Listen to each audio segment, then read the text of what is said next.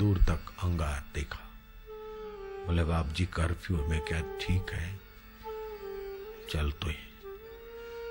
फिर गुजरात की पुलिस और गुजरात सरकार तो जानती है कि बापू का उद्देश्य क्या है। कलेक्टर ने और सभी ने कहा कि बापू के पास जाते तो नहीं रोको। सबके लिए सुंदर व्यवस्था होती गई। भर कर्फ्यू में आए विशाल सत्संग में लोगों का मन बदल गया। अरे लोगों के मन को सत्ता देने वाला वो सुख स्वरूप जब मिलता है तो कहाँ है तनाव, कहाँ है झगड़ा। अभी कोई झगड़ा करने का विचार आएगा क्या किसी को?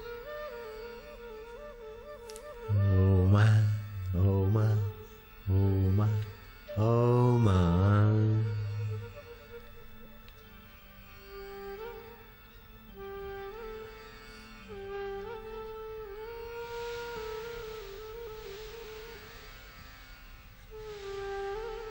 बिल्कुल मुझे पक्का याद है 1992 के बीसा में जब कर्फ्यू था, उस समय अपना सत्संग ऐसा चला, बिल्कुल पक्का याद। तारीखें यही थी 5, 6, 7, 8 थी या 6, 7, 8 थी, जैसी कुछ तारीखें थी।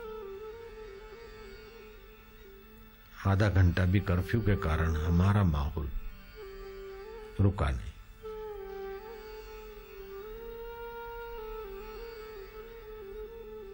ऐसे ही झांसी में सत्संग था, तो लोग जा रहे थे अयोध्या, उनको उतार के जेलों में बंद कर रहे थे और झांसी में कर्फ्यू जैसा माहौल था। कर्फ्यू तो नहीं था, 144 कलम थी, लेकिन हमारा सत्संग चला। कलम लगाने वाले भी आकर बैठ जाते सत्संग में परिवार से, तब कलम क्या करेगी। कोई दंगा नहीं हुआ, झांसी में बड़ी शांति। अगर सुख शांति पाना है तो भगवत नाम और सबके प्रति सद्भाव। कर्फ्यू या डंडे से या प्रलोभन से समाज नहीं सुधरता। समाज को सच्चा सुख मिले उसमें साझीदार हो जाओ। समाज को सच्चा स्वास्थ्य मिले, सच्चा सुख मिले, सच्ची सूझबूझ मिले। ओ मां, ओ मां, ओ मां, ओ मां, ओ मां, ओ मां। कहीं सभाएं होती है, टीयर गैस छूटते हैं, फायरिंग होते हैं। हमारी 35 साल से सभाएं हुई, कभी ऐसा 1-10 सेकंड के लिए भी कोई नहीं। न पुलिस को परेशानी, न प्रशासन को परेशानी, न श्रोताओं को परेशानी, न वक्ता को। सारी परेशानियों से पार परमात्मा का सुख सबको सद्बुद्धि दे देता है। सभी पार्टियों के, सभी मजहबों के लोग आते हैं, सब एकाकार हो जाते, क्योंकि सब में वो एक है। ओ मां, ओ मां, राम राम। तो ये जो मैंने आपको 11 प्रकार की सावधानी बताई अथवा 11 गुण अपने में लाएं तो ईश्वर प्राप्ति का अनुभव होगा। तो ये 7वां गुण है कि भगवान की ध्वनि करते आप खो जाएंगे तो दिव्य गंध, दिव्य सुगंध, दिव्य अनुभव होने लगेंगे और उन अनुभवों का रसपान करते हुए आपके विकार छूटने लगेंगे। 8वां सद्गुण है कि महापुरुषों के संपर्क में बार बार आया जाए। 9वां सद्गुण है कि महापुरुषों की सेवा खोज के तत्परता से करे, ताकि बहुत लोगों तक पहुंचने का पुण्य तुम्हारे हिस्से होगा।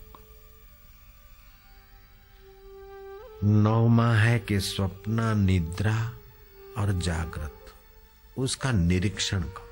स्वप्न आया तो चला गया, जागृत आई तो चली गई, नींद आई तो चली गई, फिर कौन नहीं गया, वो कौन है, उसका निरीक्षण करने में भी ईश्वर में प्रवेश मिलेगा, शांति।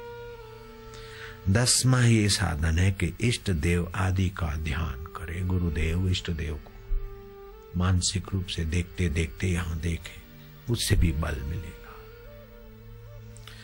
11वां है भगवत रस आए तो भगवत रस और भगवत भाव और गुरु ज्ञान में तादात्म्य करना, फिर कुछ न करना। थोड़ी देर ऐसे नहीं ध्यान लगा फिर धड़ाक से उठ के चल दिए, नहीं, थोड़ी देर रसमय रहना। ये 11 साधन में फिर से बोल जाता हूं। ईश्वर की भक्ति, प्रणव का जाप जो अभी तुम कर रहे हो, तपस्या, एकत्व भाव, सब में वो एक। 5वीं बात है मैत्री, करुणा, मुदिता, उपेक्षा, और 6ठा है प्राणायाम।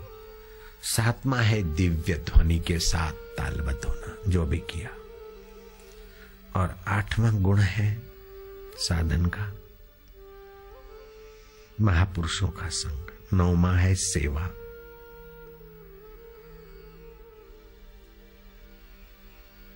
स्वप्न, निद्रा आदि की अवस्था का निरीक्षण। 10वां है इष्ट देव आदि का ध्यान। और 11वां है रस भाव में तन्मय। सभी साधन सरल है, सब कोई कर सकता है। और ईश्वर प्राप्ति का सुख मरने के बाद नहीं, वर्षों के बाद नहीं, कुछ ही हफ्ताओं में। 12 साल की तपस्या एक तरफ, 12 हफ्ता ये साधन आपको उनसे भी आगे पहुंचा देगा, बिल्कुल पक्की बात है। 12 हफ्ता तो क्या, आधा हफ्ता, 3-4 दिन की ध्यान योग शिविर में भी कोई आ जाते तो बदल जाता है जीवन। निरोगता के कण इतने पावरफुल हो जाते हैं, फिर योग आसन करने नहीं पड़ते, अपने आप होने लगते जो आसन की जरूरत पड़ती।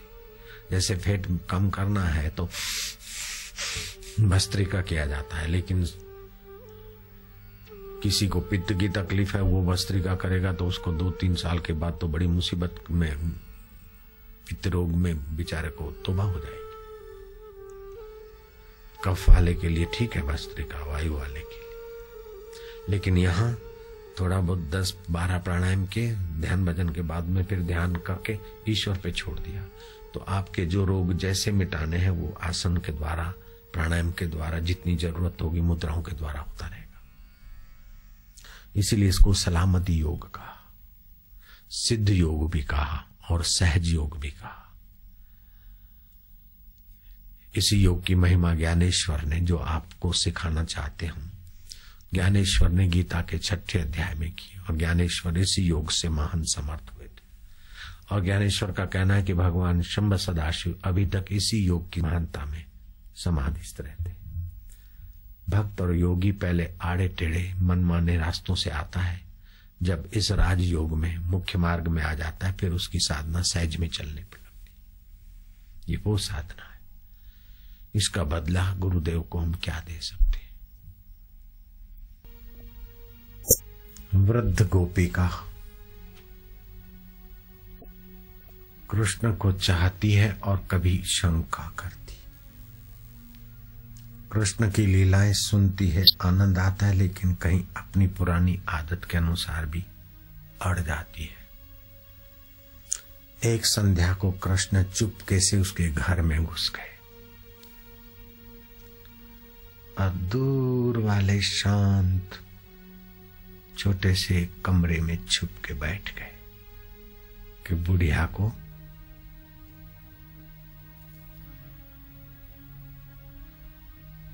कोई प्रसाद दे, विनोद के द्वारा ही बुढ़िया को खुशी दे। बुढ़िया भोजन बना रही थी। गोपी दाल में जब बघार किया तो मिर्ची बिर्ची के बघार से श्री कृष्ण को आ गई छींक। अरे कौन घुसा है मेरे घर में, कौन घुसा है मेरे घर में, कौन घुसा है। बुढ़िया ने उठाया डंडा